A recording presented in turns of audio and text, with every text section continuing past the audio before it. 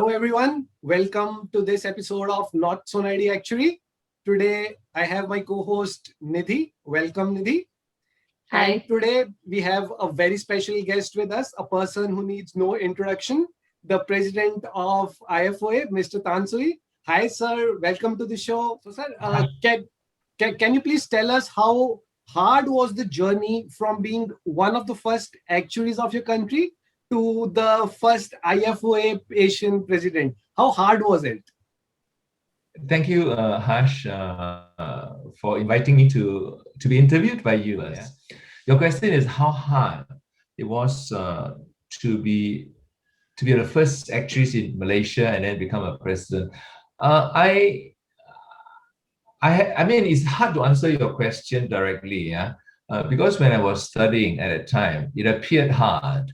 But looking back, I was very determined and very focused, and I have help along the way, and encouragement along the way, and I got into LSE, got a degree in actuarial science, and then got a good company, Prudential, and I qualified, yeah, and I was very proud. But I did work hard, but I wouldn't say that it was incredibly hard.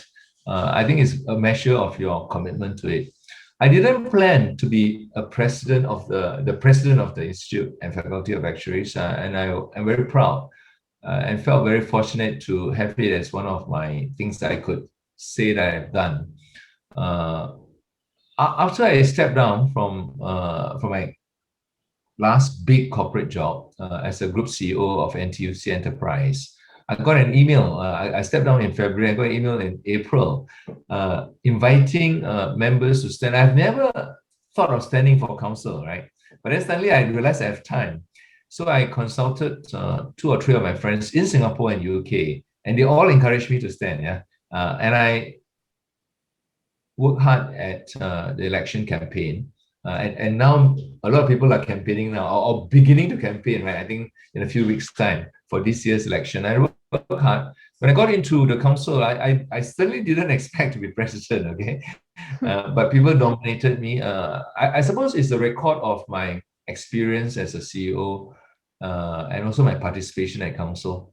And I got elected in 2019. Yeah. So I'm not sure how to answer your question. The hard part was actually to qualify as an actuary, but after that, being a CEO, there are also challenges, right? But I didn't say that I'm doing this because I want to be president. It was not like that. So everything. So in a sense, I was fortunate, and I also trusted my instincts, and there were people who supported me.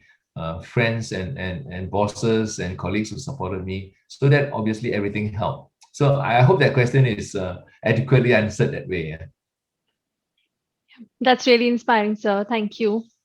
So how important do you think is the knowledge of data programming and the data science concepts for the actuarial profession? Okay, data science is really about the handling of big data, unstructured data, using modern statistical techniques, using the power of computer. Yeah, we have always used statistical techniques to handle data, but what really came out in the open since in the last 10 or 15 years is the power of computing and the amount of data being churned out, the variety of data and the speed of it. Yeah. And with all this data, you can use statistical techniques to get factor analysis, discriminant analysis, and see connections, right? So the idea and concepts of data science and the power of it, I think all actuaries must have a good handle on all actuaries. Yeah. But then your first question is on programming.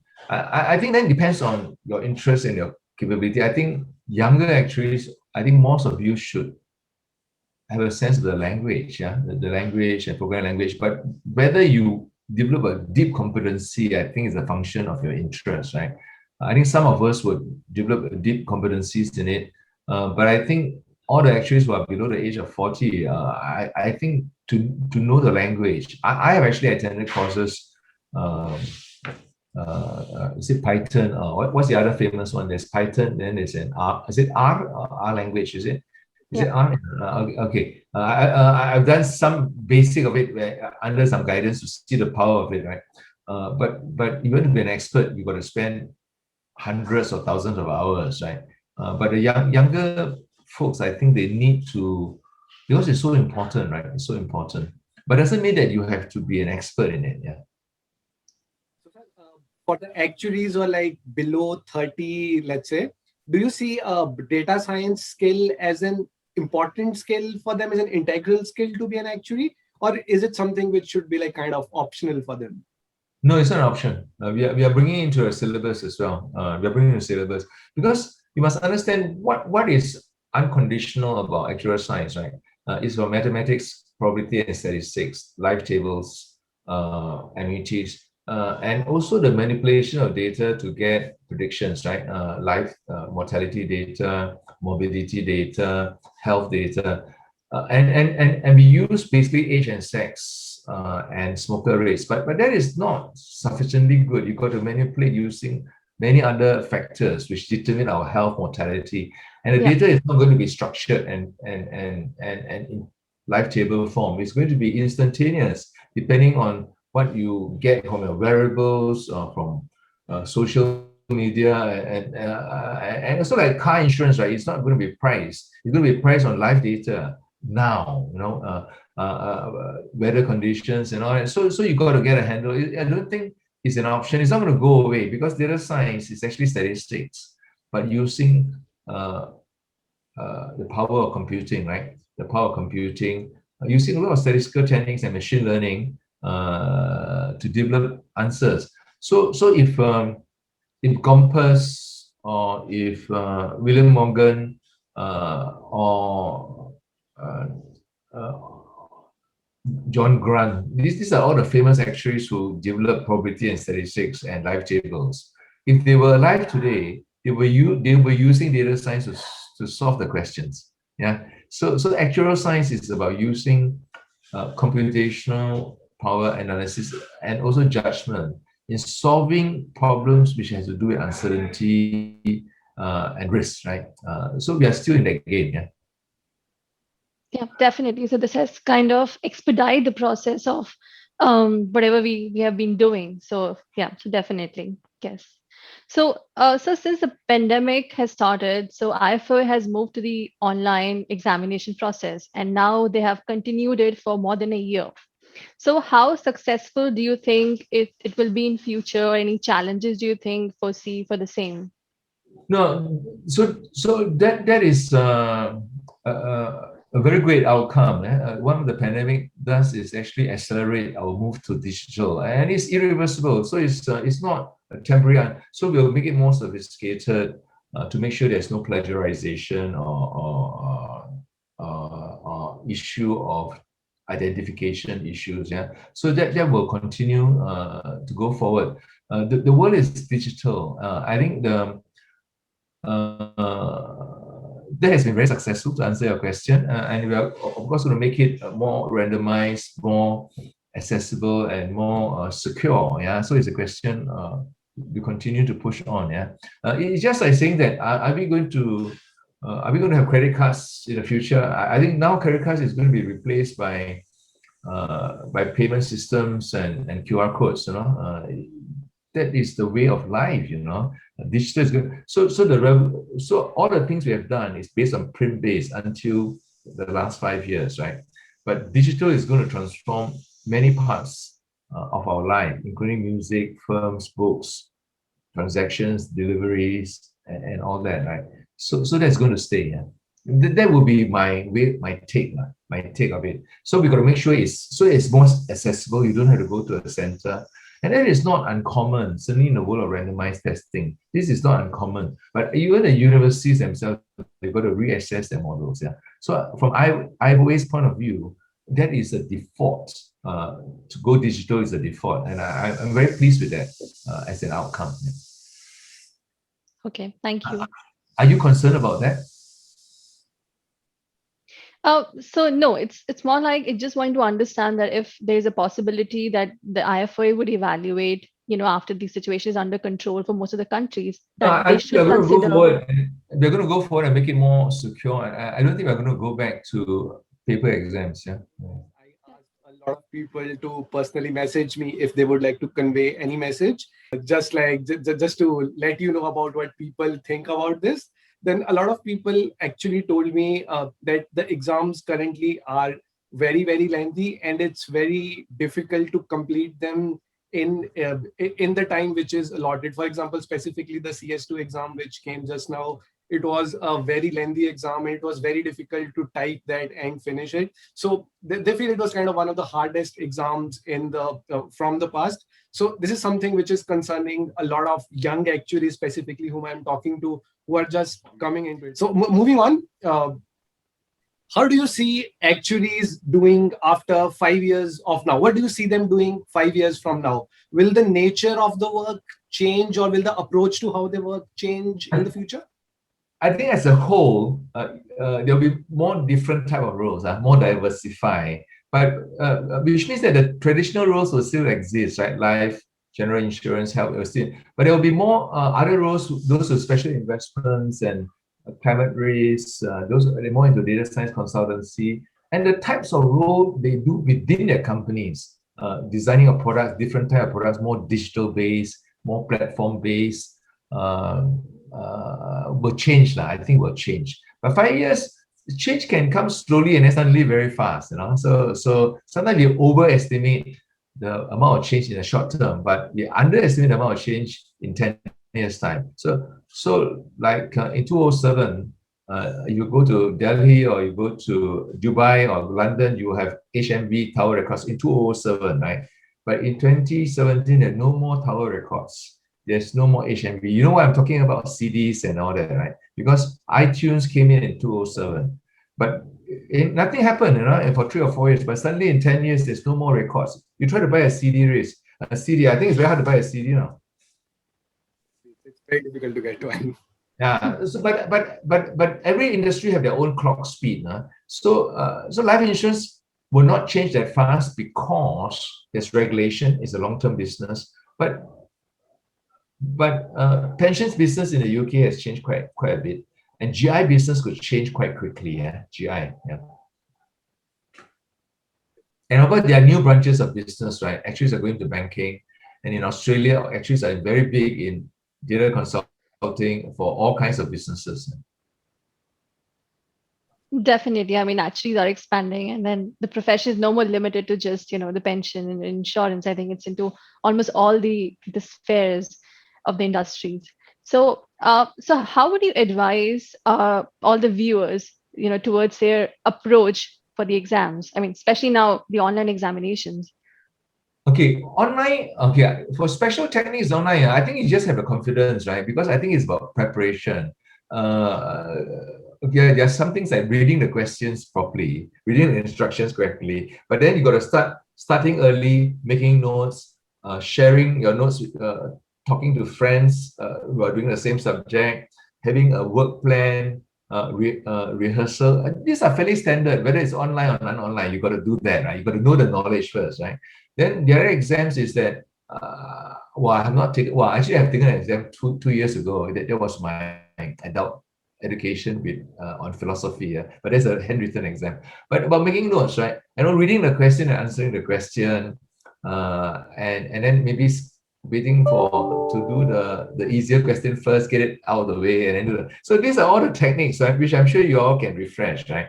But key to it is to study early, study smart, make notes, and don't procrastinate. Don't procrastinate, right? Because sometimes we say, okay, do it next week. Don't procrastinate. Do it today. So that hasn't changed for the last 100 years. Definitely. Oh, yes. No, but just for the specialist technical examinations where there's, where we work in a certain domain. So, for example, I'm working in pensions. So, if I'm going for another exam as a specialist technical, say health.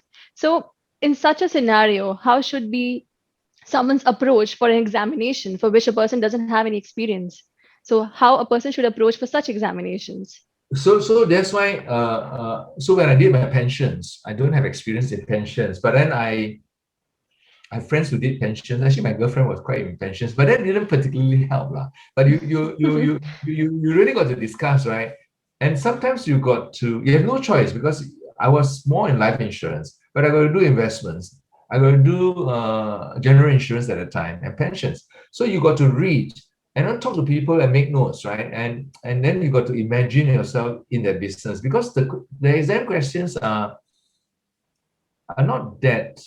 I mean, of course, having experience helps, but it's not.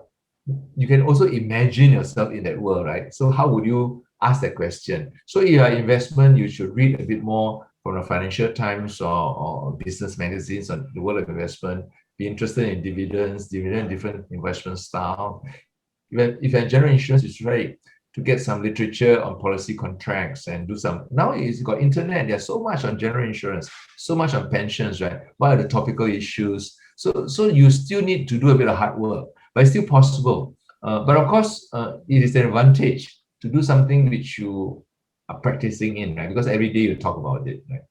Yeah. So I won't deny that. But it's good to know many paradigms or domains, right? Because then you appreciate how the skills are being applied. Yeah. Last question, because a lot of people have asked me to put forward this message. That I'm sure IFOA would be thinking about this as well.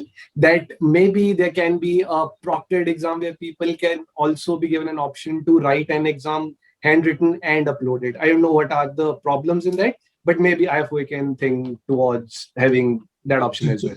To do an option of handwritten, is it? Yeah. Okay, but then the whole point of having an online structure is defeated, is it? Because the whole idea is economy and also speed and all that. But you have option, then you're having the worst of both worlds. Problem which generally people face is, for example, there are a lot of big questions in which there's a lot of mathematical typing, and some people are not so comfortable with doing that they take a lot of time in just typing it out, and they might miss out on something which they know. Okay. So that's why they want to. Actually, Harsh, if you could write to me in an email, but be more specific about it, I could ask someone to look into it. I'll for sure do that. And Yeah. lastly, sir, any advice which you would like to give to the younger actuaries who are viewing the show? Yes, you know, I have 61 tips, right? You're aware of that 61 tips, and I try to write it because I'm asked that. But I thought that if I look at it today, because you asked me that question, right? Because it started, there are many things at different phases, right? From money to for older when you have to sleep, exercise, then you're being focused in your goals, to have a sense of humor, to take care of your family. But for the young students, obviously you got to be focused to get forget about the rest. You want to qualify, so you got to spend the time of constancy of purpose, be driven in your determination, and also pursue unlimited enthusiasm, have a strategy and a career, go the extra mile, right? Those are things to do with focus. But there's something else, it's about knowing yourself, because all of us are different, right? Know yourself, right? And follow your passion. And also have a sense of humor. Not everything is so serious. But then you must have two minds about it. It's a paradox, right? I want you to be serious about your studies, but don't take it so seriously that that is the only thing in your life. Yeah. So this is a paradox, right? It's a paradox, right? So I still want you to be serious. I want you to qualify as an actuary, but it doesn't mean that you're not going to be successful if you're not an actuary. It doesn't mean that. Yeah? There are a lot of successful people who are not actuaries, right? Obviously there's so many of them, right? Steve Jobs couldn't even get a degree, and he's a dropout, no? But he says, stay hungry, and stay foolish, stay hungry, right? Stay hungry and stay foolish, because that is about following your passion. Yeah. So I want you to have a bit of that. Yeah. But that doesn't mean, okay, let's not study. You know, that's not my point. That's not my point. You know, so it's a paradox. Life, I'm still learning. You know, I'm 62. Of course, I'm very grateful to have done what I've done. But don't don't be too proud, because I sometimes feel that it's not happiness and success and be in flow. It's not dependent on success in a material term. But I also do want to say that it's unimportant, and because it is important, you must get there.